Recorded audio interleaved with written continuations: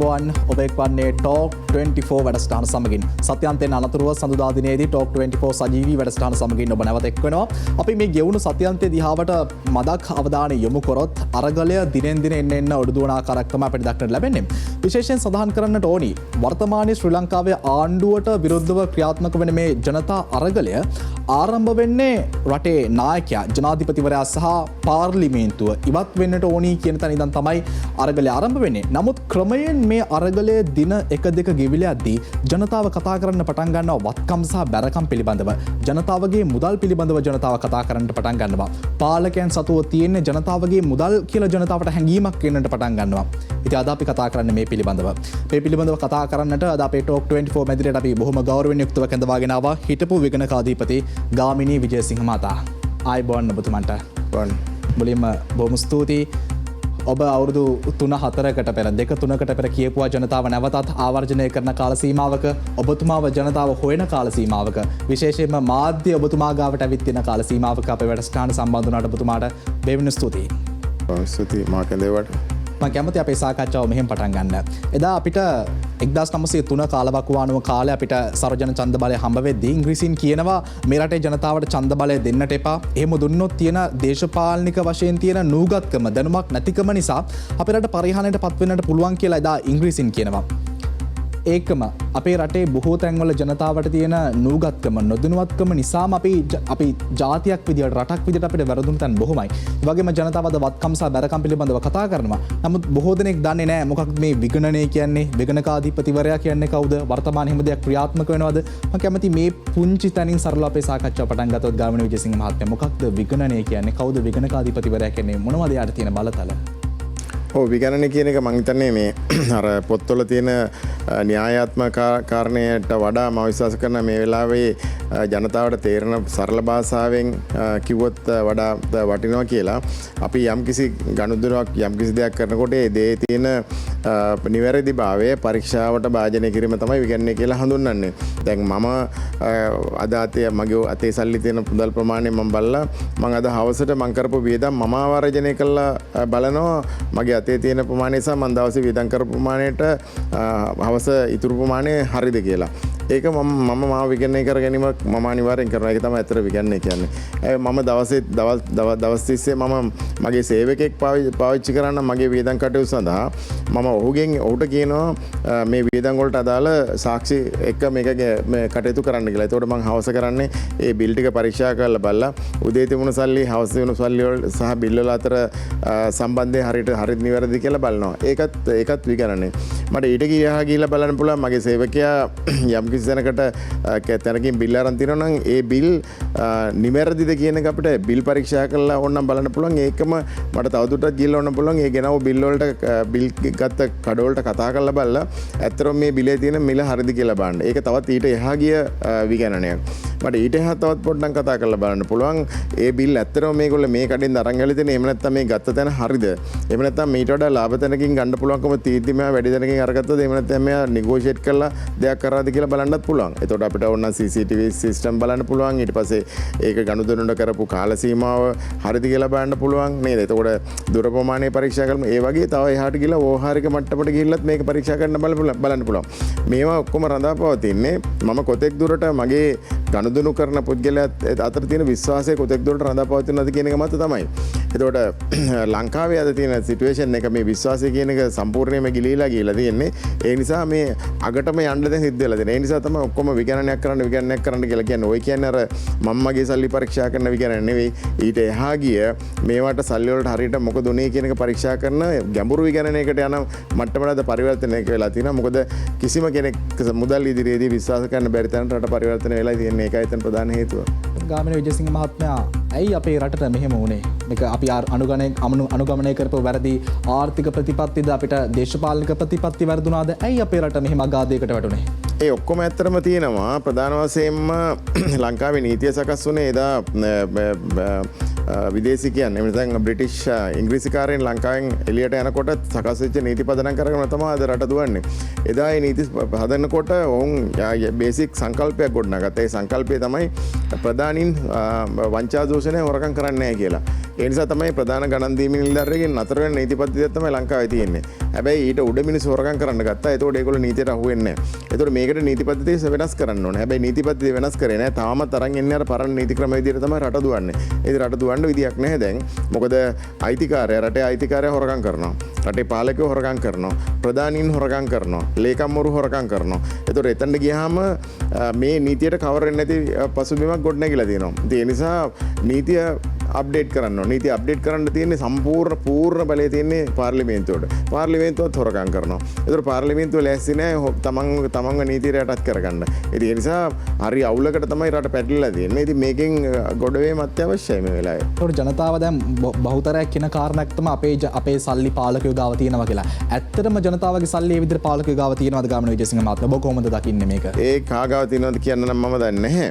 රටේ සල්ලි නැහැ කියන එක විතරක් මම දන්නවා. රටේ තියෙන ආදායම් ගත්තා විවිධ වැඩපිළිවෙල අසාර්ථකයි කියන එක ඉතාමත්ම පැහැදිලි. මගේ රිපෝට් වල තියෙනවා කෝටි ප්‍රකෝටි ගණන් පහුගිය කාලේ වංචා දූෂණ අපි වාර්තා කරලා තියෙනවා. හැබැයි වාර්තා කරාට කිසිම ඇක්ෂන් එකක් ගන්න නැහැ. ඇක්ෂන් ගන්න අවශ්‍ය නීති පද්ධතියක් රටේ නැහැ. මොකද රටේ නීති පද්ධතිය හැදිලා තියෙන්නේ කොමන්වෙල්ත් සිස්ටම් එකට. ඒ කියන්නේ පොදු රාජ්‍ය මණ්ඩලීය ක්‍රමවේදයට 1940 ලංකාව පිට වෙනකොට තිබුණු ක්‍රමවේදයම තමයි තාම ගමන් කරන්නේ. ඒ වෙනකොට අර මං කිව්ව ප්‍රතිපත්ති පදනම් කරන මූලිකාංග පදනම් කරගෙන තමයි නීති පද්ධතිය සකස් වෙලා තිබුණේ. නමුත් මේ නීති පද්ධතිය අද වළංගු නැහැ. මොකද අයිතිකාරයෝ හොරගම් කරනවා. එතකොට ගාමිණී විජේසිංහ මහත්මයා දැන් රටේ ජනතාව ගාවත් සල්ලි නැහැ. ජනතාවත් කියනවා අපිට ආදායමක් එන්නේ නැහැ වියදම විතරයි කියලා. එතකොට රටෙත් සල්ලි නැහැ. රටත් ණයයි. එතකොට මේ සල්ලි කා ගාවත් තියෙන්නේ? ඕක තමයි බරපතල මේ දැනට තියෙන ප්‍රශ්නේ. මොකද මේ රට මේක මේ සමහරු කතා කරනවා මේ අවුරුදු ගානක් තිස්සේ මේ ඔක්කොම වක් කියන්න ඕනේ. මම විශ්වාස කරන්නේ මේක විජේ රජුරෝ වක් කියන්න ඕන ප්‍රශ්නයක් කියලා. මොකද අපි සංඛ්‍යා ලේඛන තරම් බලපුවම මම මේ සංඛ්‍යා ලේඛන ටික මම හරිගස්සගෙන ආවා. 2009 වෙනකොට ඒ කියන්නේ අපේ යුද්ධය අවසන් වෙනකොට ලංකාවේ තිබුණු මුල් ණය ප්‍රමාණය ට්‍රිලියන 3.8යි. අපි ට්‍රිලියන 4යි කියලා කියමු. ඒක ලංකාවට දරන්න පුළුවන් ණය ප්‍රමාණයක්. මොකද හේතුව අපිට සංවර්ධනය රටකට අනිවාර්යයෙන්ම ණය අරගන්න ඕනේ. මොකද අපිට පුළුවන් කමක් නැහැ සම්පූර්ණයෙන්ම බජට් එක ණය නොගෙන ක්‍රියාත්මක කරන්න. ඒ නිසා තමයි සුළු 105ක 10ක ගැප් එකක් තියෙනවා. ඒ ගැප් එක පියවීමට ණය අරගන්නවා. ණය අරන් ආයෝජනය කරනවා. ආයෝජන වලින් ලැබෙන ආදායම අරගෙන ණය ගෙවනවා. හැබැයි 2009 ඉඳලා 2021 වෙනකොට ට්‍රිලියන 20 දක්වා මේක වැඩි කරගත්තා. එතකොට මේ සල්ලි වලට මොනවද කරේ කියන ප්‍රශ්නේ තමයි අද පැන නැගිලා තියෙන ප්‍රධාන කාරණයක් වෙන්නේ. ඒ කියන්නේ පසුගිය දශකයක් වෙන අවුරුදු 12ක් ඇතුළත තමයි රට මේ අරාජික තත්ත්වයට පරිවර්තනය. මම කියන්නේ එදා වෙනකන් තිබුණු රට සංවර්ධනය වෙන මට්ටමට ගෙනාවා කියලා. 78න් පස්සේ සම්පූර්ණයෙන්ම 78 ආණ්ඩුක්‍රම ව්‍යවස්ථාවත් එක්ක රට විශාල ව්‍යසනයකට පරිවර්තන වුණා කියන එක අපි කවුරුත් දන්න කාරණයක්. නමුත් මේ වර්තමාන අර්බුදය ගත්තාම රට ණය කිරීම කියන ඊට වඩා ඉතාමත් බරපතල කාරණයක්. මොකද මොනවත් නැතුව තියෙනට වඩා තමන්ගේ තියෙන දේවල් ඔක්කොම විකුණා කෑම සහ පිටින් ණයට අරගෙන කෑම කියන්නේ ඉතාමත් වෙනස් කාරණයක්. ඒ නිසා පසුගිය කාලේ සම්පූර්ණ යුද්ධය අවසන් වුණාට පස්සේ මේ රට තනිකරම වෙනත් පැත්තකට තමයි ගමන් කරේ. ඒ ගමන් කිරීමේ ප්‍රතිඵලයක් හැටියට තමයි අද මෙතනට පරිවර්තනය වෙලා තියෙන්නේ. ඔබ කියන කාරණේ මම පිළිගන්නවා. මොකද ට්‍රිලියන 20ක් කියලා කියන්නේ පොඩි ගාණක් නෙවෙයි 20.12ක්. පුළුවන් ලියලා බලන්න කොච්චර දිගද කියලා මේ ගාණ රට තියෙන ණය ප්‍රමාණය. ඒ ණය ප්‍රමාණයට මොකද වුනේ? මටත් ඒ ප්‍රශ්නේ හැමෝම තියෙනවා. අපි බොහොම සන්නියමෙන් ටිකෙන් ටික මේ ගැටලුව විසඳගම් ගාමිණී විජේසිංහ මහත්මයාද. එතකොට ඔබ විගණකාධිපතිවරයා විදිහට ඔබ තනතුර ඉන්නේ 2015 නොවැම්බර් මාසයේ ඉඳන් 2019 අප්‍රේල් මාසෙ වෙනකම්. මම වැරදි නම් නිවැරදි කරමින් පිළිතුර ලබා දෙන්න. මේ කාල සීමාව ඇතුලේ ඔබ අත්දැක්ක අත්විඳ ලොකුම අයතාව මොකද්ද ලංකාවේ සිද්ධ වෙච්ච? අයතා එකක් කියලා මේ සඳහන් කරන්න ඇත්තටම අමාරුයි. මොකද මේ ඔක්කොම ඔක්කොම තියෙන්නේ කොන්ටම් මෙහෙට නැත්නම් ප්‍රමාණාත්මක සහ ගුණාත්මක කියන කාරණා එක්ක මේක සංසන්දනාත්මක තමයි කතා කරන්න වෙන්නේ. කෙසේතත් මට ආපු ගමන් ලැබුණු ප්‍රධානම මගේ වාර්තා සෑහෙන ප්‍රමාණයක් තියෙන විශේෂ වාර්තා සකස් කරලා මේ වැරදි වංචා දූෂණ ආක්‍රමිකතා ගැන කතා කරලා. නමුත් ඒ කිසි දෙයකට ඇත්තට අවසන් ප්‍රතිඵලයක් හම්බුනේ නැහැ. ප්‍රධාන වශයෙන්ම 2014 ඉඳලා පටන් ගත්ත හාල් ඉම්පෝට් කිරීම. හාල් අපට ලංකාවට ගෙනීමේ අලාභය බිලියන 15ක්. මගේ වාර්තාවේ මට හරියට ෆිගර් එක කියන්න බෑ. බිලියන 15 ඇතුළත ෆිගර් එකක් කියන්නේ මං හිතාම හොඳින් මට මතකයි ඒ ෆිගර් එක.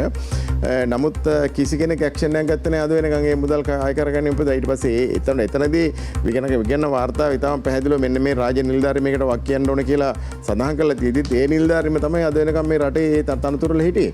ඉතින් ඒ තනතුර ඒ නිසා ඒ කියන්නේ ඒ වංචා සම්බන්ධයෙන් මේ අනුමත කරා කියන එක දේශපාලන අධිකාරිය ඒව අනුමත කරා කියන එක ඉතාමත්ම පැහැදිලි තකමක් එතන තියෙනවා. දෙවනුව ඉතාමත්ම රටම ආందోලනය කරපු සිද්ධිය තමයි මහ බැංකුව බැඳුම් කර සිද්ධිය. ඒ සම්බන්ධෙනුත් මේ වෙනකන් කිසිම ඇක්ෂන් එකක් ගත්තේ නැහැ. එහාටයි මෙහාටයි තල්ලු කරගෙන ඔක්කොම කාලය ගත කරනවා. මොකද ඒ වංචා දූෂණ සඳහා පරිපාලනය එහෙම නැත්නම් විධායක සහ ව්‍යවස්ථාදායක ඔක්කොම සම්බන්ධයි කියන එක ඉතාමත්ම පැහැදිලි වෙන නිසා එවෙන් මේ ඔප්පු වෙනවා. එතකොට ඔබ මේ කතා කරන්නේ 2015 2019 කාල සීමාව. ඒ කියන්නේ අපි කිව්වොත් යහපාලන ආණ්ඩු සමය තමයි මේ කතා කරන්නේ. එතකොට දැන් රටේ ජනතාවද පාරට බහැලා සල්ලි ඉල්ලන්නේ වර්තමාන ආණ්ඩුවෙන් සහ වර්තමාන ජනාධිපතිවරයාගෙන්. මෙහෙම බලද්දි ගාමිණී විජේසිංහ මහත්මයා මට හිතෙනවා මේ අගාධයට මේ ආණ්ඩුව විතරක් නේ කියන්නේ මේ ආණ්ඩුව ගාව විතරක්ම නෙමේ ජනතාවගේ සල්ලි තියෙන්නේ.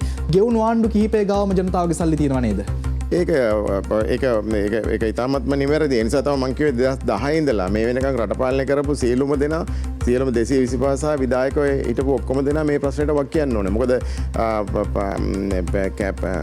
සංගමයක් නැතුව මුදල් පරිහරණය කිරීම ඊළඟට කිසි තේරුමක් නැතුව මුදල් අවභාවිතය කිරීම මුදල් නාස්ති කිරීම කියන කාරණා ඔක්කොම මේක ඇතුලේ තියෙනවා. එකක් දෙකක් නෙවෙයි. ඒ නිසා ඒ සියලු දෙනාම වක් කියන්නයි. විශේෂයෙන්ම උත්සව සම්බන්ධයෙන් විවෘත කිරීම සම්බන්ධයෙන් ගියා නම් 2009 ඉඳලා මේ වෙනකන් ඒ ඔක්කොම ණයට තමයි කරලා තියෙන්නේ. ඒකට හොඳම උදාහරණය තමයි මේ ණය ප්‍රමාණය. මම ආදායම් පැත්තෙන් කතා කරොත් එහෙම අපිට 2009 බිලියන 700ක් තිබුණු ආදායම 2014 2021 වෙනකොට බිලියන 1466 දක්වා වැඩි වුණා. හැබැයි ඒ අනිත් පැත්තෙන් ගත්තන් පස්සේ 2018 2019 වෙනකොට බිලියන 1900 දක්වා මේ ආදායම වැඩිලා තිබුණා ගිය ආණ්ඩුවේ අවසාන කාලේ. නමුත් අවසානකට වගේ මේ ආණ්ඩුව ඒක බිලියන 1400 දක්වා පල්ලෙහාට ගෙන්න ගත්තා. ඒක මොකට කරාද කාට උවමනට කරාද කියන එක අපි දන්නේ මේවත් සම්පූර්ණ අවභාවිතන්. මේ අවභාවිතා කියන එක රාජ්‍යයේ වැඩ කරන පුද්ගලයෙකුට මුදල් ගෙදර අර ගැනීම නිසා වෙන්නේ නැති වෙන දෙයක් නෙමෙයි කියන එක ඉතාම පැහැදිලි. මුදල් නාස්ති කිරීම ආයතා පරිහරණය සහ තේරුමක් නැති විදිහට වියදම් කිරීම කියන කාරණා ඔක්කොම මේකට ඇතුළත්. මොකද වත්කම මිලදී ගන්නවා නම් රාජ්‍යාංශයක ප්‍රධාන කාරණා තුනක් හෝ තුනෙන් එකක් තියෙන්න ඕන කියලා අපි විගණනයේදී කරනවා. පළවෙනි එක තමයි ඒ මිලදී ගැනීම නිසා රටට පැහැදිලි වටිනාකම වැඩිීමේ වත්කමක් ගොඩනගෙන්න ඕනේ. ණයක් අරගෙන භාණ්ඩයක් ගත්තා නම් රුපියල් ලක්ෂයක් දීලා වත්කමක් හදනම් ලක්ෂයට එහා වටිනාකමක් රට ඇතුළට එන්න ඕනේ. ඒක හරි. දෙවෙනි එක ඒ ගත්ත ඒ ඉන්වෙස්ට්මන්ට් එක ආයෝජනයෙන් ඒ ආයෝජනය අපව ගෙවා දැමීමට අවශ්‍ය ආදායමක් ඉපදලා තියෙන්න ඕනේ. එහෙමත් නැත්නම් ඒ දෙකමත් නැත්නම් මේ නිසා ජනතාවගේ ජීවිතය කම්ෆර්ට් වෙලා තියෙනවා. අලුතෙන් ඒගොල්ලන්ට අලුත් පහසුකමක් අලුත් සහනයක් ලැබිලා තියෙන්න ඕනේ. හැබැයි ඔය තුනම නැති ආයෝජන කොච්චර ලංකාවේ තියෙනවද? හරිද? ඒවා ආයෝජන නෙවෙයි.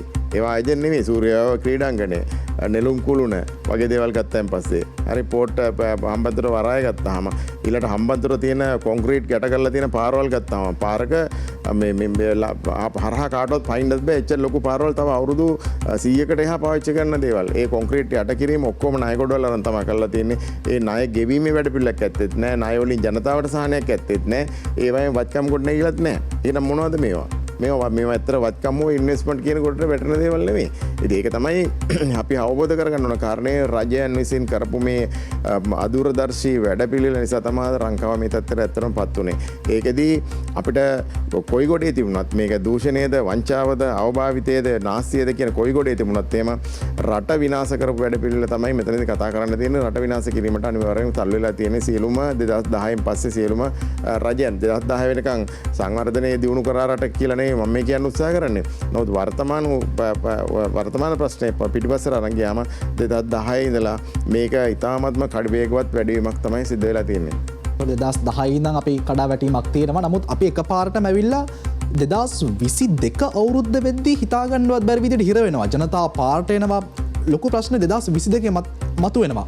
කවුද වග කියන්න ඕනේ මේ දැන් වර්තමානයේ මේක වගකීම කවුද බාර ගන්න ඕනේ? ඕ ඒක කොටස් දෙකම බාර ගන්නවා. රාජ්‍ය නිලධාරීන් උඩ කොටසක් වෙන විශේෂයෙන් මහ බැංකුව අධිපතිවරයා භාණ්ඩාගාර ලේකම්වරයා ජනාධිපති ලේකම්වරයා මේ ඔක්කොම එක්ක වෙලා ඉතාමත්ම දූෂිත විදිහට තමයි රට අරන් ගියේ. ඒකට හොඳම උදාහරණයක් මම කියන්නම් 2019 බිලියන 1900කට තිබුණු ආදායම 2020 වෙනකොට බිලියන 1300ට කඩා වැටුවා. බිලියන 600කින් පහළට ගෙනාවා. කවුද මේ ගෙනාවේ? මොකටද මේ ගෙනාවේ? තනිකරම බදු ප්‍රතිපත්තිය තේරුම් නැති විදිහට පල්ලෙහාට දැම්මා. පෞද්ගලිකංශයේ බදු ගෙවන මිනිසුත් තුස්ලිම් භූත වුණා. මොකද්ද මේ අඩු කරපු බදු ක්‍රමය කියන එක? මොකද්ද මේ කරේ කියන එක? ඇයි මෙච්චර බදු අඩු කරලා රටත් දුවන්න පුළුවන් කියන එක? ඒක ඒ පනත පාස් වුණ දවසේ තමයි රේටින් ඒජන්සි ලංකාව රේටින් වලින් පල්ලෙහාට දැම්මේ. ඉදිරියේදී ලංකාවට පොලිස් සහ ඉන්ස්ටෝල්මන්ට් ගෙවා ගන්න හැකියාව නැති වෙනවා. ලංකාව බංකොලොත් වෙනවා කියන අවදානම සිග්නල් එක දුන්නේ රේටින් ඒජන්සිස් මෙන්න මේ බදු පනත එළියට ආපු දවස. නැතුව වෙනත් වෙලාවක නෙමෙයි. එතකොට ඒ නිසා බදු ආදායම බිලියන 600කින් කඩාවට්ට ගත්ත මේ ආණ්ඩුව 2020 සංශෝධනය මම විශ්වාස කරනවා නැවත පරණ 2019 තිබුණු තැනට ආණ්ඩුව අපව යන්න වෙනවා. එමෙ ගියේ නැත්තම් රට ගොඩ ගන්න පුළුවන් කමක් නැහැ. දෙවනුව සීමාව ඉක්මවා දිගින් දිගටම රටේ මුදල් ආදායම ගැන හිතන්නේ නැතුව ණය ගැනීම හරහා පොලි ආදායම ඉහළ ගියා. මොකද හැම වෙලාවෙම ආණ්ඩු ග්‍රේස් පීරියඩ් එකම තියලා තමයි ණය අරගන්නේ. හැම වෙලාවෙම කල්පනා කරනවා අවුරුදු 5කට එහා ගන්න. මගේ අවුරුදු 5 පීරියඩ් එක ඉවරයි. එතකොට අනිත් එක්කයන්ට වක් කියන්නේ කියලා. මේක තනිකර මේ දිට්ඨ ධම්ම වේදනීය කර්මයක් ආවා 2010 ඉඳලා 2015 වෙනකන් ගත්ත ණය ගෙවන්න පටන් ගන්න වුණා ඒගොල්ලන්ටම 2020න් පස්සේ. ඒතකොට දැන් තියෙන තත්ත්වයක තමයි බිලියන 1400ක් ආදායම් හම්බෙනකොට බිලියන 1000ක් 2021 පොලි ගෙවන්න වුණා. 2021 පොලි වියදම ට්‍රිලියන එකක්. බිලියන 1018ක් ගෙවලා තිනවා මුදල් අමාත්‍යාංශයේ ලේඛන අනුව ණය පොලි. එතකොට බිලියන 1466ක් ආදායම් හම්බෙනකොට බිලියන 1000ක් පොලි ගෙවලා දෙනවා. මීට වඩා දෙයක් මේ රටට වෙන්න පුළුවන්ද? මීට වඩා දෙයක් ඇත්තට වෙන්න දෙයක් නැහැ කඩා වැටෙනවා ඇරෙන්න. එතකොට ඒ පැත්තෙන් ඒ නිසා ආදායම ඉක්මවා විශාල වියදම් ප්‍රමාණයක් හරිගස්ස ගත්තා. දෙවනුව අර ණය සීමාව තේරුම් නැති විදිහට ණය අරගෙන වැඩි පොලියට ණය අරගෙන විශේෂයෙන්ම ගිය ආණ්ඩුව මට හොඳට මතකයි මේ ලෝකේ කිසිම රටක් කමර්ෂල් ලෝන් නැහැ. කියන්නේ වාණිජ ණයක් ගන්න හයිවේ එකක් හදන්න. හැබැයි ලංකාව තමයි ඒක ගත්ත එකම රට. 105 106 පොලි වලට කෝටි ප්‍රකෝටි ගණන් ණය අරගත්ත හයිවේ හදන්න. මොකද ගෙවලා ඊට පස්සේ අවුරුදු 5න් ගෙවන ඉන්ස්ටෝල්මන්ට් ගෙවන්න. හැබැයි අවුරුදු 15ක් විතරන හයිවේ එක හදලා ඉවර කරන්නම. ඒතර කොහෙන්ද ගෙවන්නේ? ගෙවන්නේ වෙන තැනින් හම්බ කරලා ගෙවන්න. හැබැයි වැඩ පිළිලක් රටේ නැහැ. ඒ දෙවෙනි කාරණය.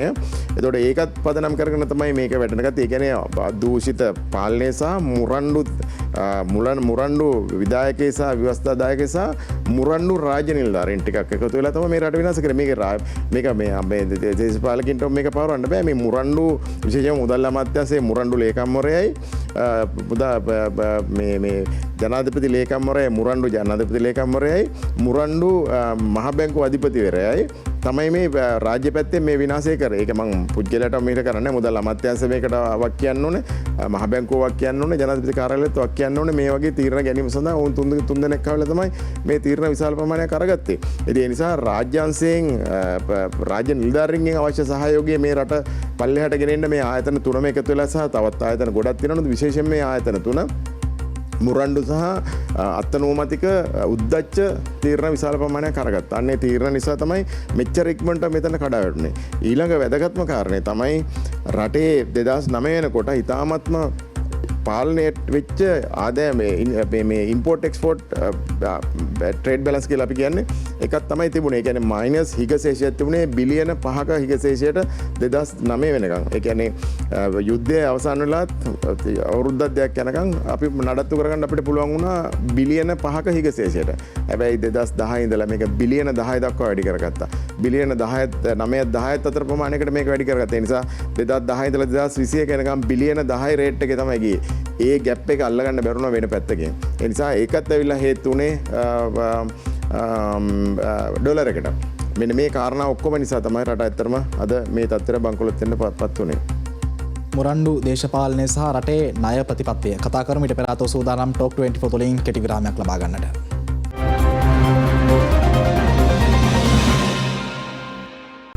ඔබ නැවතත් ටොක් 24 වැඩසටහන සමගින් අපි කතා කරමින් හිටියේ දැන් ඔබතුමා සඳහන් කරන ඔබතුමා ගතේ තියෙන මේ වාර්තාව සඳහන් කරනවා අපේ රට මුරණ්ඩු විදිහට ණය ගැනීම සහ අපේ රට කඩා වැටීම ආරම්භ වෙන්නේ 2009 කාල සීමාවෙන් කියලා. අපි තව විදිහකට කිව්වොත් යුද්ධය ඉවර වුණාට පස්සේ. ඒතර ඇත්තටම ගාමිණී විජේසිංහ මහත්මයා යුද්ධය ඉවර වුණාට පස්සේ අපේ රටේ ජනතාවට ආරක්ෂාව සම්බන්ධයෙන් ලොකු ප්‍රශ්නයක් තිබ්බේ නැහැ. මොකද ඒ කාලෙදී යුද්ධය ඉවර වුණාට පස්සේ අපේ රටේ ජනතාවගේ ආරක්ෂාව තහවුරු වුණා.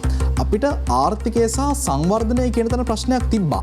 ඒ නිසාම අපි ලොකු සංවර්ධන ව්‍යාපෘති වලට යනවා. අපි නෙළුම් කුළුණ හදනවා, නෙළුම් පොකුණ හදනවා, අධිවේගී මාර්ග ටික ඉදි වෙනවා. මේ සංවර්ධන ව්‍යාපෘති ඔබතුමා කොහොමද දකින්නේ? ඇත්තටම මේ සංවර්ධන ව්‍යාපෘති වලට ගත්තු සල්ලි මේ සංවර්ධන ව්‍යාපෘති වලට සම්පූර්ණයෙන්ම වැය කරාද? කොහොමද මේක දකින්නේ ඔබතුමා? ඒක තමයි ඉතින් වැදගත්ම ප්‍රශ්නේ. රජයක් රටක් පාලනය කරනකොට රජයක් අනිවාර්යෙන් අවබෝධ කරගන්න ඕනේ සංවර්ධනය කියන්නේ මොකක්ද කියන එක. ඒකයි මම ඉස්සෙල්ලත් කිව්වේ සංවර්ධන ව්‍යාපෘතියක් කරනකොට රටට ප්‍රොජෙක්ට් එකක් කරනකොට ප්‍රොජෙක්ට් එකට කාරණා තුනක් තමයි රාජ්‍යාංශයට අපි විගණනයේදී බලාපොරොත්තු වෙන්නේ. පළවෙනි එක මේක වත්කමක් හැටියට මේ අපි ණයක් විශේෂයෙන්ම ණයක් අරන් වියදම් කරනවා නම් හැබැයි ණය සහ අපේ සල්ලි වියදම් කරනවා දෙකේ වෙනසක් නැහැ. නමුත් අපි යම් කිසි ප්‍රමාණයක් යට කරනවා නම් ඒ වටිනාකමට වත්කමක් ගොඩනැගිලා තියෙනවනේ පළවෙනි කාරණේ. දෙවනුව ඒකට ඒ වත්කම සඳහා ඉපීම අපහු ණය නම් අරන් තියෙන ණය ගෙවීමට අවශ්‍ය ඉපීමක් කරන්න පුළුවන් වෙනෝනේ. ඒ වත්කමෙන් උපයලා ගෙවන්න පුළුවන් මට්ටමේ තියෙන්න ඕනේ. මේ දෙකම නැති අවස්ථාවක් වෙන්නත් පුළුවන් සමහරවිට. හැබැයි රටට අත්‍යවශ්‍ය දෙයක් ඉපීමක් වෙන උදාහරණයක් දැන් පාලමක් හදපුවම සමහර පාලමෙන් ඉපීමක් එන්නේ නැහැ. හැබැයි පාලම නිසා ජනතාවගේ ජීවිතය විතරම පහසු බවට පරිවර්තනය වෙන්න ඕනේ. ඉතින් ওই කොටස් තුනෙන් එකක් හෝ මේ කොටස් තුනම තියෙන්න ඕනේ. ඉතින් ලංකාවේ ගොඩාක් ව්‍යාපෘති තියෙනවා මේ කොටස් තුනෙන් එකක්වත් නැති ඒවා. ඒ කියන්නේ ඒවා ආයෝජන නෙවෙයි. ඒවා ඇත්තටම වෙන මොකද්ද කාරණයකට ගෙනත් දාපුවා. ඔබතුමා කිව්වාගේ හොඳ උදාහරණ නෙළුම් කුළුණ. කාටවත් ප්‍රතිඵලයක් නැහැ. මොකද රටේ කමියුනිකේෂන් සිස්ටම් හොඳටම ඩෙවලොප් වෙලා තිබුණු වෙලාවක තවත් අලුත් එකක් කෝටි ප්‍රකෝටි ගණනක් යට කරලා ගහනවා ණය අරගෙන. ඒ ණයට එකකින් ආදායමක් එන්නේ නැහැ. ඒක ගෙවා ගන්නත් බැරි වෙලා තියෙනවා. සූර්යෝදය ක්‍රීඩාංගණය ඉන්ටර්නැෂනල් ඕන තරම් තියෙනවා. ගිහිල්ලා අලි හිටපු ටික අලි ටිකත් එලවලා දාලා මහා විනාශයක් කරනවා. රටට විනාශයක් වුණා මිසක් ඒකෙන් උපයක් වුණේ බිලියන 5-6ක් විතර මේ වෙනකොට ණය ගෙවන්න තියෙනවා. ඒ ක්‍රීඩාංගණයට යට කරපුවා එකක්වත් 7-5ක වටිනාකමක් ඇත්ත වශයෙන්ම ගොඩනැගිලා නැහැ. මේ වගේ ව්‍යාපෘති විශාල ප්‍රමාණයක් රට ඇතුලේ තියෙනවා. ගින්ගඟ හැරුම් ව්‍යාපෘතිය බිලියන 5ක් විතර මේ වෙලා තිනවා. ඒක කරපු ව්‍යාපෘතියක් ඇත්තෙත් නැහැ. ඒවා සල්ලි ඔක්කොම නාශ කරලා විනාශ කරා. උමාවේ ප්‍රොජෙක්ට් එකත් ඒ වගේ වැඩ පිළිවෙලකට තමයි ගිහිල්ලා මුළු ජනතාවම නැති නාශ කරලා අද මොකක් කරනවද තේරෙන්නේ නැහැ. ඒ වගේ ව්‍යාපෘති කිරීමේදී මෙන්න මේ ප්‍රශ්නේ ඇති වුණා. ඒ කියන්නේ ඇත්තටම දේශපාලකයාගේ සංයමයක් නැතිකම සහ තමන්ගේ පෞද්ගලික අවශ්‍යතා පදනම් කරගෙන තමන්ගේ දිස්ත්‍රික්කයට කරන්න ඕන දේවල් පදනම් කරගෙන එහෙම නැත්නම් වෙනත් විදේශිකයෝගේ අවශ්‍යතාව පදනම් කරගෙන තමයි ගොඩක් ලංකාවේ සංවර්ධන ව්‍යාපෘති ගොඩනගන්නේ. ඔබතුමා පුංචි බාධා කිරීමක් කරන හොඳ තැනකට අපේ සාකච්ඡාව අරගෙන ආවා. එතකොට ඇයි මේගොල්ලෝ කියන්නේ ආදායමක් එන්නේ නැත්නම් ඇයි මේ වගේ ව්‍යාපෘති කරන්නේ? සහ ඔබතුමා මේ විදේශිකයෝ ගැන සඳහන් කරනවා මේ වගේ ව්‍යාපෘති මොවුන් ඉදි කරලා තියෙන පාලකයෝ මේ වගේ ව්‍යාපෘති කරේ ණය දෙන පාර්ශ්ව වලින් කරපු බලපෑමක් මතද නැත්නම් ණය දෙන පාර්ශ්වවල මේ ඇමක්ද මේ ලොකු සංවර්ධන ව්‍යාපෘති? නෑ ඇත්තටම ඒක හරි වැදගත් උත්තර. ඔය ප්‍රශ්නේ ඔන්නොත්තන්ට තමයි මම දිගින් දිගටම මම මේ පෞගේ කාල සීමාව තුළම කිව්ව කතාවක් තමයි මේ අන්සොලිසිටඩ් බිඩින් ලංකාවේ තහනම් කරන්න ඕන කියලා. ලංකාවේ මේ ණය ගොඩේ අද දාන ප්‍රධාන හේතුවක් වුණා මේ අන්සොලිසිටඩ් බිඩින්. ඒ කියන්නේ ඒක පාර්ශවීය ටෙන්ඩරයක් නැතුව ඒක පාර්ශවීයන ණය බාර අරගෙන ව්‍යාපෘති සකස් කිරීම. ගොඩක් තියෙන්නේ අන්න ඒ වගේ ව්‍යාපෘති. සමහරවිට ඒ ව්‍යාපෘති ඉවරලා දැන් ගමේ ඕන තරම් ඒවායේ ගොඩනැගිලි තියෙනවා. විශ්වවිද්‍යාල පද්ධතිය ඒවායේ ගොඩනැගිලි තියෙනවා. මොකට හැදුවද කියලා කවුරුවත් දන්නේ නැහැ. ඒතර ඒ කියන්නේ ඉන්වෙස්ටර්ට ඕන තැන තමයි හදලා තියෙන්නේ. ඉන්වෙස්ටර්ට ඕන විදිහට තමයි ඒවා සකස් කරලා තියෙන්නේ. ඒකේ ප්‍රතිඵලයක් රටට අරගන්න පුළුවන් මට්ටමේ ඇති වෙලා නැහැ. අන්න එතනදි තමයි ඔය ප්‍රශ්නේ පැන නැගින්නේ. කවුද මේක ඉවැලුවේට් කරේ? මොකටද මේක ඉවැලුවේට් කරේ? කවුද මේ රටේ ජනතාව මේ දෙයක් ඉල්ලුවද? රටේ ඉදිරි ගමන සඳහා මේක අවශ්‍යද?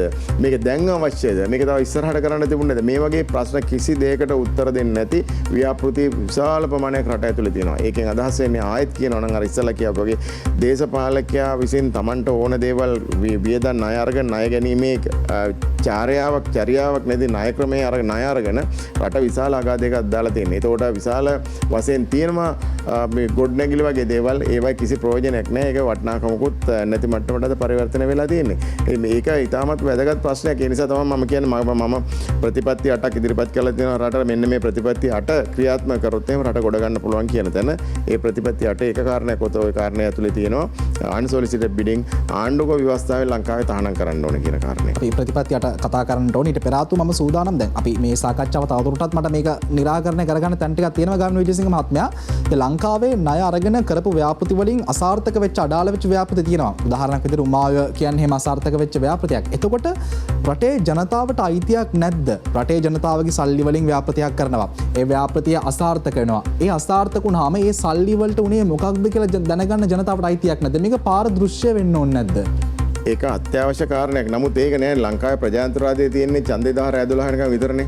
ඊට පස්සේ ලංකාවේ ප්‍රජාතන්ත්‍රවාදයේ ඔය කියන ප්‍රජාතන්ත්‍රවාදයේ ලංකාවේ එහෙම එකක් නැහැ ලංකාවේ. මොකද ලංකාවේ නීතිය ඇතුලේ තියෙනවා පොතේ තියෙනවා. හැබැයි ඒවා ප්‍රායෝගිකව ප්‍රැක්ටිස් වෙන්නේ නැහැ. මොකද හේතුව පසුගිය දිගටම මේක අරන් ඇවිල්ලා දැන් ඒක නීතියක් බවට අනීතික නීතියක් බවට පරිවර්තන වෙලා තියෙන්නේ. රාය 12න් පස්සේ මහ ජනතාවගේ ප්‍රජාතන්ත්‍රවාදය ඉවරයි. ඊට පස්සේ නියෝජිතයා වුණ දේවල් තමයි අද රටේ කරන්නේ. ඉතින් ඒ නිසා ඔය කාරණේ ඉතාමත් වැදගත්. ඒ නිසා තමයි මම කියන්නේ ලංකාවේ නීතිපත්‍ය සම්පූර්ණයෙන් යල් පැනලා තියෙන්නේ. ඒ යල් පැන ප්‍රධාන හේතුව පාලකයා අවංකයි.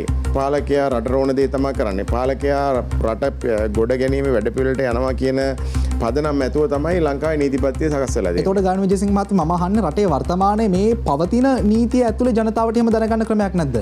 කියන්නේ මාය ව්‍යාපෘති අසාර්ථක වුණායි සල්ලි වලට උනේ මොකක්ද කියලා මේ පවතින සිස්ටම් එක ඇතුලේ ජනතාවට දැනගන්න බැරිද එහෙම ක්‍රමයක්? ඒකට දැනට තියෙන එකම දේ තමයි තොරතුරු දැනගැනීමේ පනත. ඒ වෙලටන් ඔයගේ ලොකු දේවල් කරන්න පුළුවන් තත්ත්වයට පරිවර්තන වෙලා නැහැ. එහෙම නැත්නම් උසාවියට යන උසාවිය ගිහිල්ලා ප්‍රකෝටි ගාණක් වියදම් කරන්න කාටද මිනිස්සුන්ට සල්ලි තියෙන්නේ?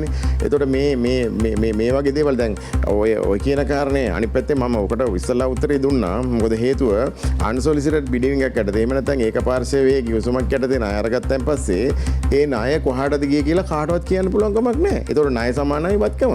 දැන් මුදල් අමාත්‍යාංශයේ ලේඛනය ගිහිල්ලා මුදල් අමාත්‍යාංශයේ account එක බැලුවොත් එහෙම account එකේ තියෙනවා ණය අරන් තියෙනවා. ඊට පස්සේ ණයට සමාන ප්‍රමාණයක් වත්කමක් කියලා සටහන් කරලා තියෙනවා. එහෙම තමයි මුදල් ලේඛනය හදලා තියෙන්නේ. සම්පූර්ණයෙන්ම බොරු ලේඛනයක් තමයි මුදල් අමාත්‍යාංශයේ බැලන්ස් ෂීට් එක කියලා කියන්නේ. ඒතකොට එහෙම වත්කමක් නැහැ කොහොමවත්. නමුත් ඒ වත්කමක් ඇටියට සඳහන් කරලා තමයි account එක හදලා තියෙන්නේ. ඒ වත්කම අඳුනගත්තොත් වත්කමේ වැලියු එකක් ඇත්තේ නැහැ පළවෙනි එක.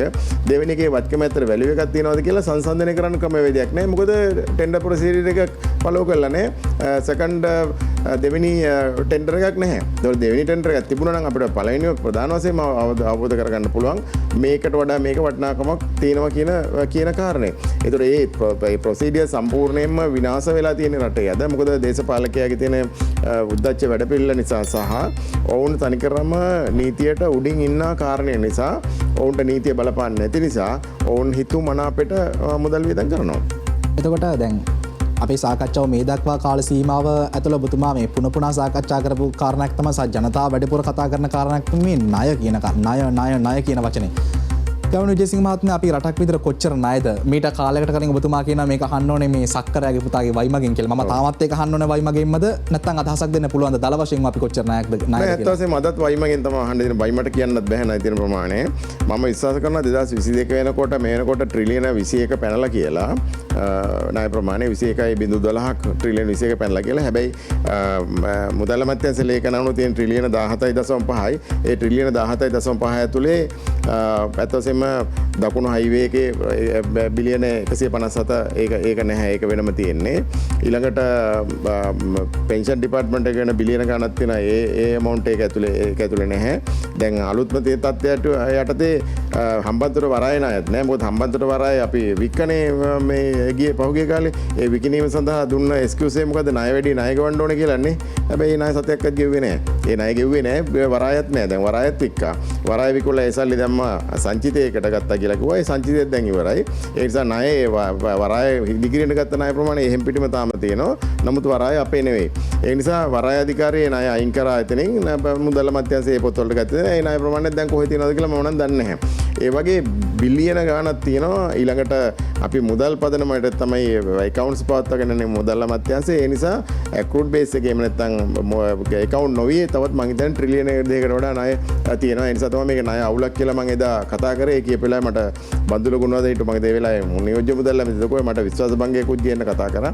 ඊළඟට ජන මේ මැතිවරණ කොමසාරියට ගිහින් චෝදනා කරා විගණකාධිපති මොනවද පිස්සුවක් කියවනවා කියලා. මං හිතන්නේ අදවත් තේරුම් ගන්නවත් දන්නේ මේ ණය උගලත් ණය පැටලිල්ලක් තියෙන කියලා. මං හිතන්නේ අද තාමත් තේරෙන්නේ නැහැ. මට දන්න විදියට පාර්ලිමේන්තුව විධායක සභා ව්‍යවස්ථාදායක දෙකම අදත් තේරුම් අරන්නේ රට බංකොලොත් කියලා. ඒක තමයි මේ වින්නහියට ප්‍රධාන හේතුව. ඒතකොට ගාමිණී විජේසිංහ මහත්මයා දැන් අපේ රට අපේ ණය ගෙවන්න තියෙනවා. නමුත් ණය ගෙවන්න තියෙන්නේ කොච්චරක්ද කියලාවත් අපි දන්නේ නැහැ. සංචිතවල ප්‍රශ්නයක් තියෙනවා. මේ තත්ත්වය ඛේදනීය නැද්ද ගාමිණී විජේසිංහ මහත්මයා? ඉතින් ඛේදනීයත් වෙනින්න මේ අපි විඳවන්නේ දැන් මේ. ඒ ඛේදනීයත්වයට ගොඩ එන්න විදියක් නැහැ. මොකද මේක එක් පළවෙනි කාරණේ විධායක ව්‍යවස්ථාදායකගේ මෙහෙම ප්‍රශ්නයක් තියෙන කියලා තේරුම් ගන්න. පළවෙනි එක. තාමත් තේරුම් ගන්න. තාමත් තේරුම් ගන්න නැහැ. තාමත් මේ ව්‍යසනය කරපු මුදල් අමාත්‍යාංශය තේරුම් අරගෙන නැහැ. තාම මෙහෙම ගැටලුවක් තියෙනවා කියන්නේ. මොකද ඒගොල්ලෝ වෙන තැනක ඉන්නේ. ඒගොල්ලෝ වෙන එන්ජොයිමන්ට් එකක් කරන්නේ. මේ ණය ගැනීම විනෝදාංශයක් බවට පත් වෙලා තියෙන මුදල් අමාත්‍යාංශයට විශේෂයෙන්ම. ඒ කියන්නේ රජයටත් ඒක විනෝදාංශය. ඒගොල්ලෝ විනෝදාංශයක් හැටියට තමයි ණය ගන්න. මොකද හේතුව ණය ගන්න අස්සම් කරනකොට මේ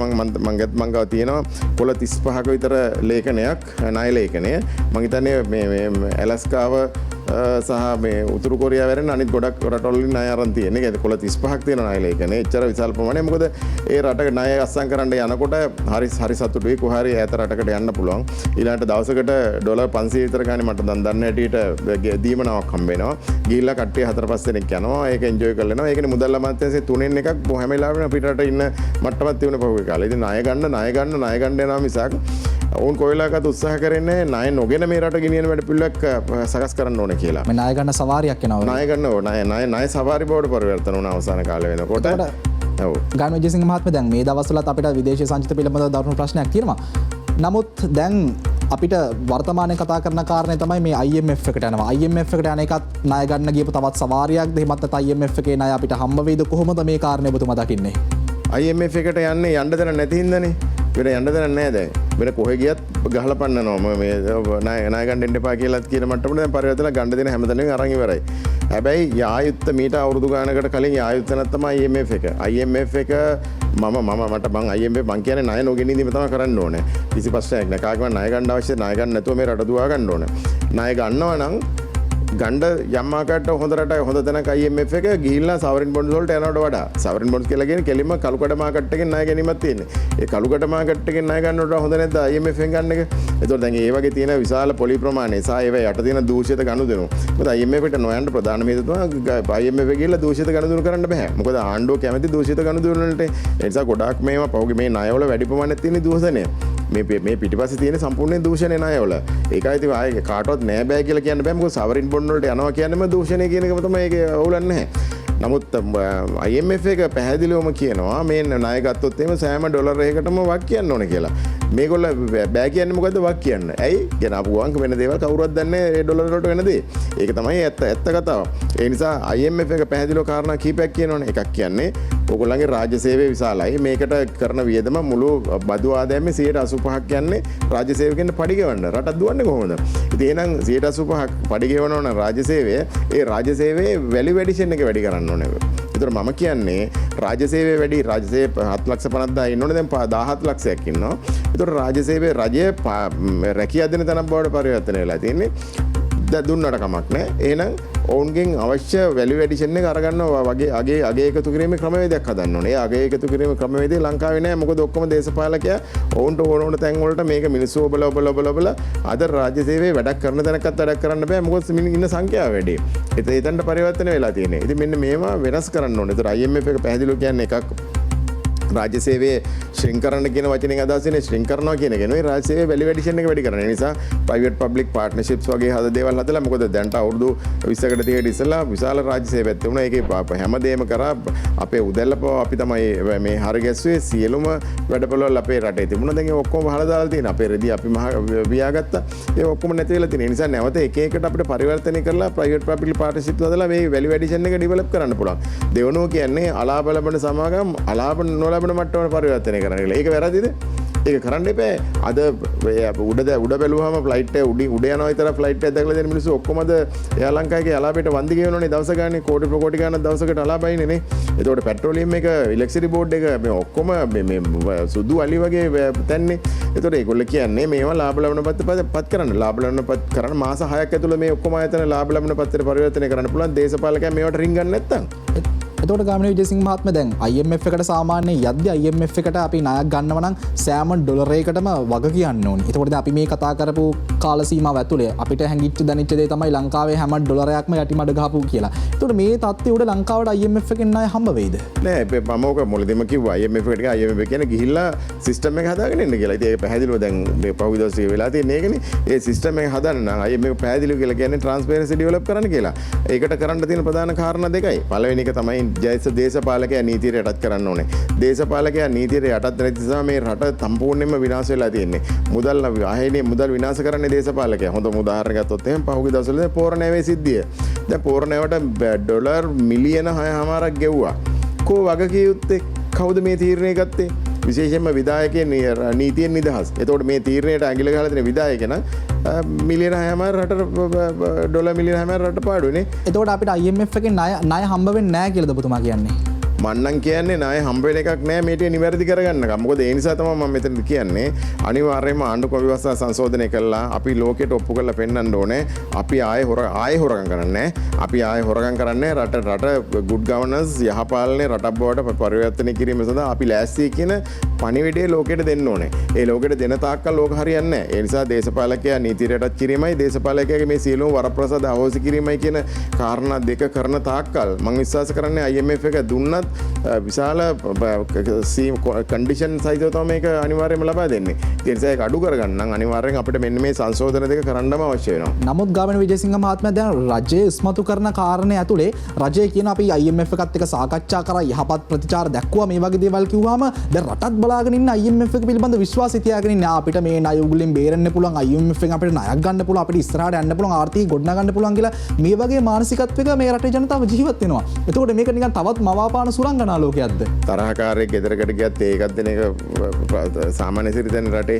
ඒ නිසා IMF එකට ගියාම තේකක් හදලා දෙනවා. ඒක ප්‍රශ්නයක් නෑ. හරියට කතා කරනවා ආපු ගාම වෙල්කම් කරනවා. ඒව ඔක්කොම ඒවා තියෙනවා. ඒව නැති වෙන්නේ නෑ. ඒව නැති වෙන්නේ නෑ. ඒකෙන් අපිට කියන්න පුළුවන් කමන්නේ හරි IMF ඔක්කොම ලෑස්ති අපිට ඒක වෙන්නේ බිලියන 50 දැන් 4.5ක් විතර ණය තියෙනවා. බිලියන ඩොලර් බිලියන හරිද? එතකොට ලංකාවේ එන්ටයිටල් ඩොලර් බිලියන මගේ මතකේ නිවැරදි නම් 4ක් හරි 5කට වගේ ප්‍රමාණයකට තමයි IMF එක අපිට ණය ගන්න පුළුවන් වෙන්නේ. මේක මේ මහ මුදල පොළෙල්ලක් දානවා වගේ වැඩක් මේක. හරි මේකේ රට නිදහස් කරගන්න හම්බෙන්නේ නැහැ. අනික බංකොලොත් වෙච්ච රට නිදහස් කරනවා කියලා කියන්නේ මහා සද්දන්ත කාර්යයක්. මේ විහිළු කරලා ගොඩ ගන්න පුළුවන් වැඩක් නෙවෙයි. මොකද බංකොලොත් භාවය ප්‍රකාශ කරන්න ඉස්සෙල්ලා දවසයි බංකොලොත් භාවය ප්‍රකාශ කරලා පස්සේ දවසයි අතර අහසට පොළොව වෙනස්.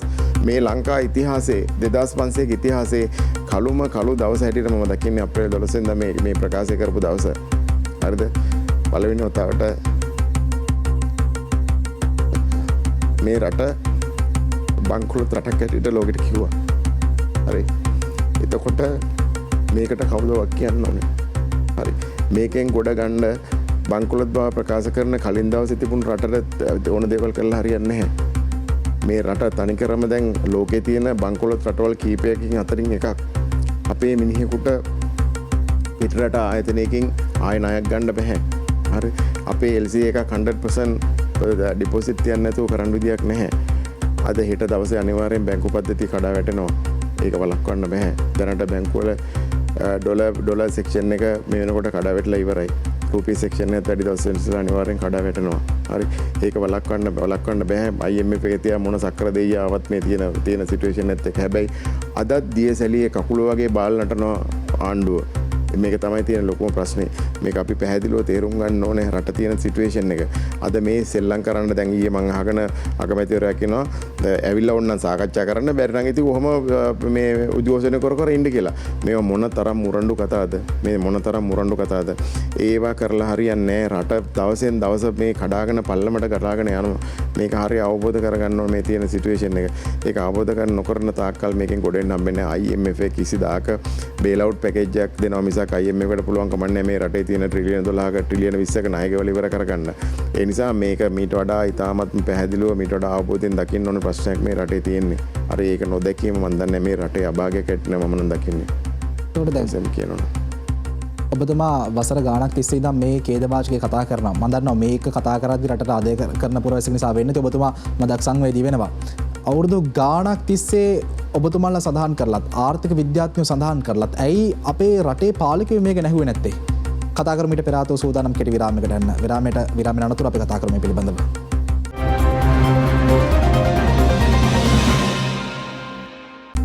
වනවතත් ටෝක් 24 වැඩසටහන සමගින් අපි කතා කරන්නේ ලංකාවේ කතා කරමින් විරාමයට ගිය ආර්ථිකය අපිට වැරදුන තැන. ගාමිණී විජේසිංහ මහත්මයා මම කතා කරමින් හිටිය ඔබතුමාලා අවුරුදු ගාණක් තිස්සේ කියනවා මේ ආර්ථික ප්‍රතිපත්ති පිළිබඳ. පෞද්ගලිකවම අද මම හලාවත ප්‍රදේශයේ ඉඳන් මේ කොළඹට බස් රථයෙන් එද්දී මම දැක්කා අහම්බෙන් මම දැක්කා ඔබතුමාගේ මේ වීඩියෝ පට අවුරුදු 3කට 4කට 2කට 3කට කලින් කිව්ව ඔබතුමාගේ කතා අද ජනතාව ආය අහනවා. ඒ කියන්නේ අද මේ වෙන ආර්ථිකයේ වින්නැහිය ඔබතුමාලා අවුරුදු ගාණකට කලින් කිව්වා අප්‍රේල් 12 කළු දවසක්. ආර්ථික විශේෂඥය කිව්වා මේ දේවල් කියද්දිත් අපේ පාලකයෝ ඇයි මේක තේරුම් ගත්තේ නැත්තේ?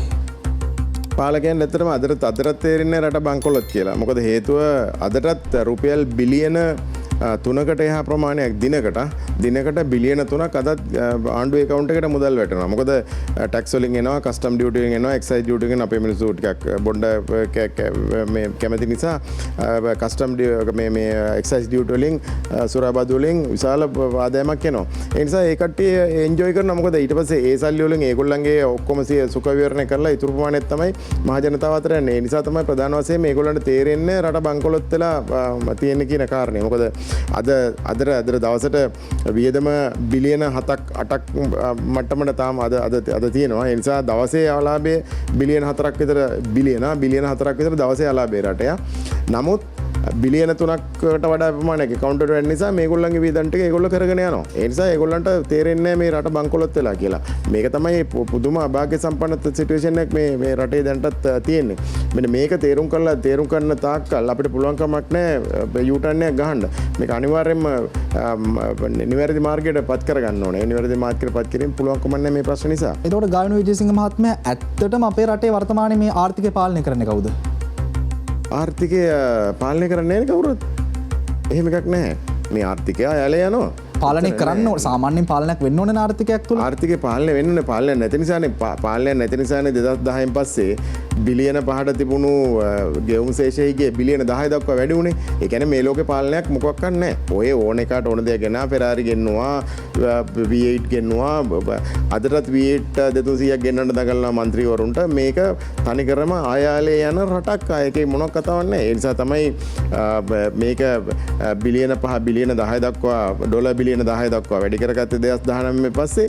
ඒ නිසා තමයි ට්‍රිලියන 4ට තිබුණු ණය ප්‍රමාණය ට්‍රිලියන 20 දක්වා වැඩි කරගත්තේ. පාලනයක් නැහැනේ. ඔය යන්නම් වාලේ යන මට්ටමට පරිවර්තනය කරගත්තා. ඒ නිසා තමයි මුළු වියදම ආණ්ඩුවේ මුළු වියදම 2009 කොට බිලියන 800ක් තිබුණක බිලියන 1700 දක්වා වැඩි වෙලා තියෙනවානේ. ඒ මොකද්ද පාලනය කියලා කියන්නේ? පාලනය කියන්නේ මොකද්ද?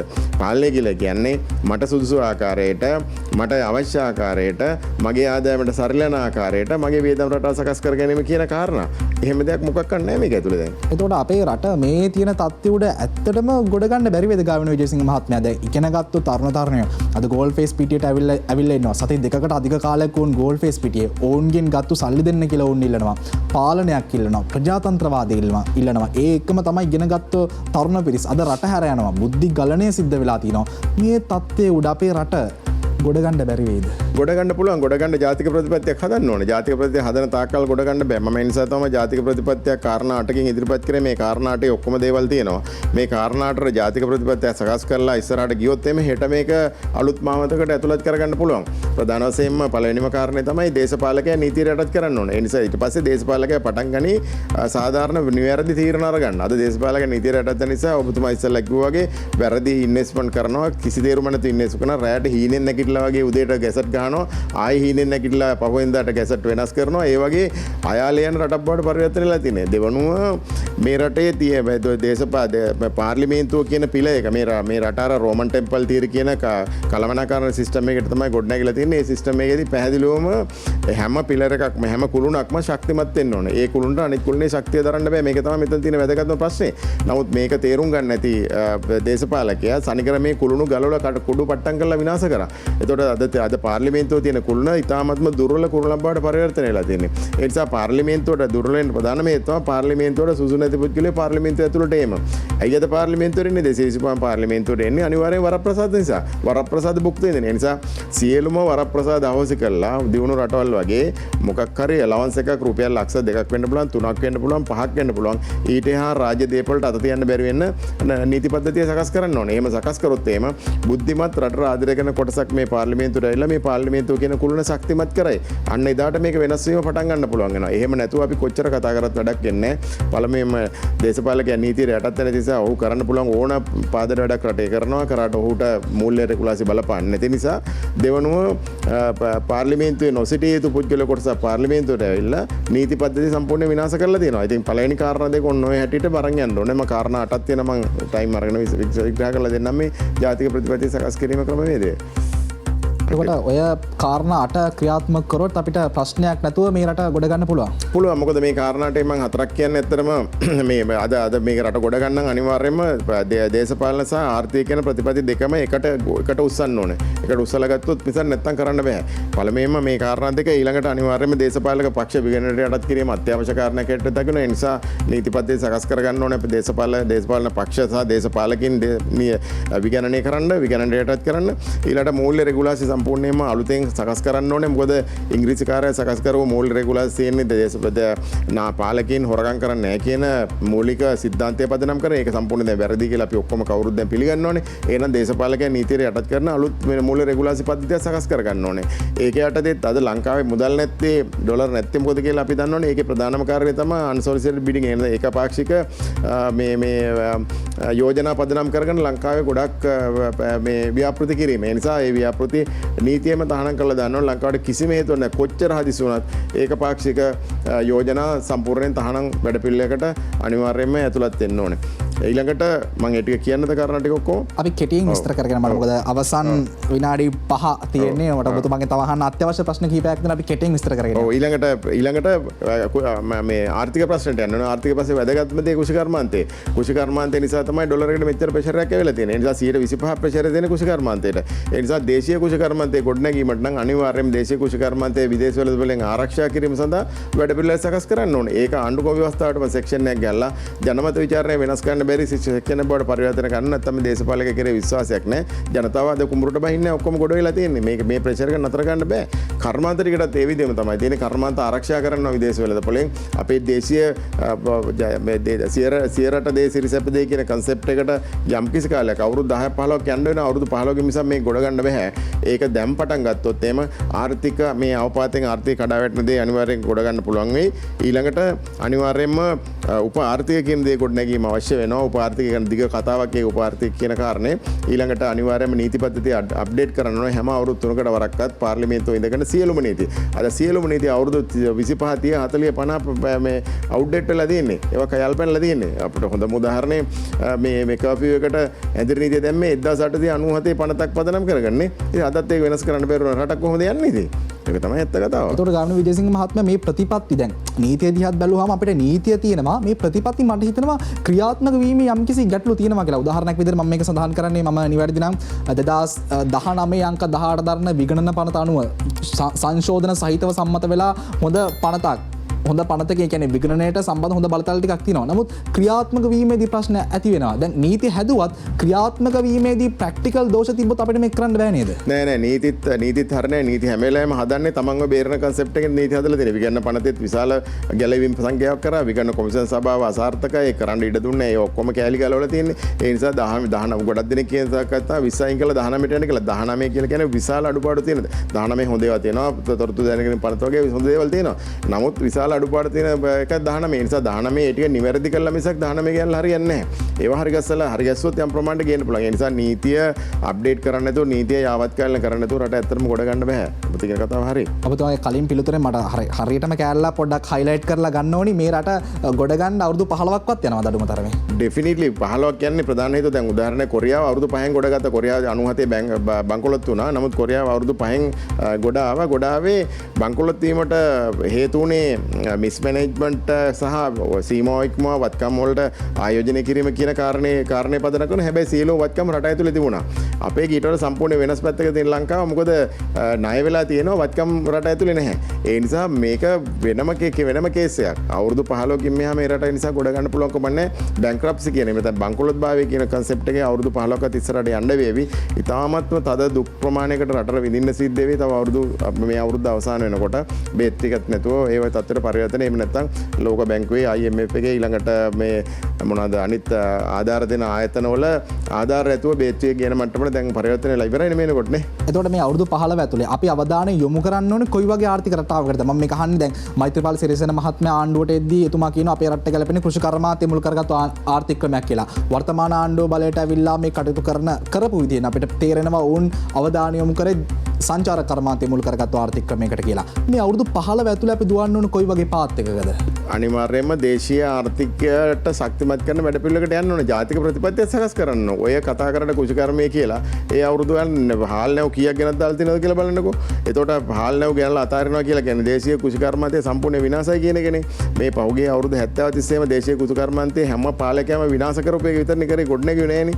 ඒ නිසා ගොඩනගන්න දැන් අපි ගොඩක් ප්‍රමාදයි. අනිත් රටවල් විශාල ඈතට ගිහිල්ලා තියෙන්නේ. ඒ නිසා අනිවාර්යයෙන්ම විදේශවල දොලෙන් යම් ආකාරයකට මේක අදහස් කරන්නේ ක්ලෝස් ඉකොනොමි හදන්න කියන නෙවෙයි මම මේ කියන්නේ. අනිවාර්යයෙන් විදේශ වෙළඳපොළෙන් ආරක්ෂා කිරීමට අවශ්‍ය නීති ඕන තරම් ලෝක සංවිධානවල තියෙනවා. ඒ නිසා බය නැතුව අපේ ආර්ථිකය විදේශ වෙළඳපොළෙන් ආරක්ෂා කිරීම වැඩපිළිවෙලක් කරොත් එහෙම දේශීය කුෂිකර්මාන්තයේ උඩට ගන්න පුළුවන් වෙයි. එහෙම වුණොත් ඩොලරයකට තියෙන ප්‍රෙෂර් එක 125කින් බස්ස ගන්න පුළුවන්. ඊළඟට කර්මාන්ත සුළු කර්මාන්ත වලටත් ඒ ටිකම තමයි. එහෙම කිරීම හරහා මිසක් මේක ගොඩ ගැනීම හැකියාවක් නැහැ වශයෙන්ම.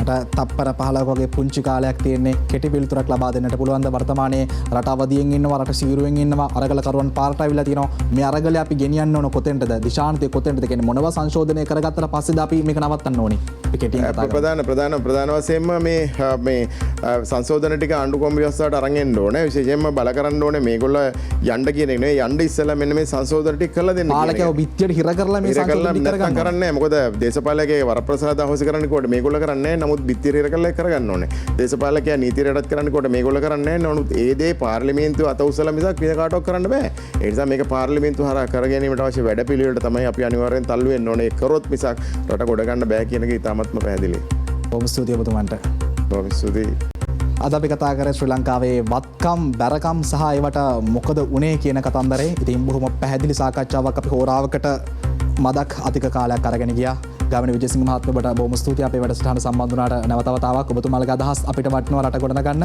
තවත් මෙවැනිම ලෝචිත සහ කාලීන වැඩසටහනකින් අපි නැවත හම්බෙමු ටොක් 24 තොරේ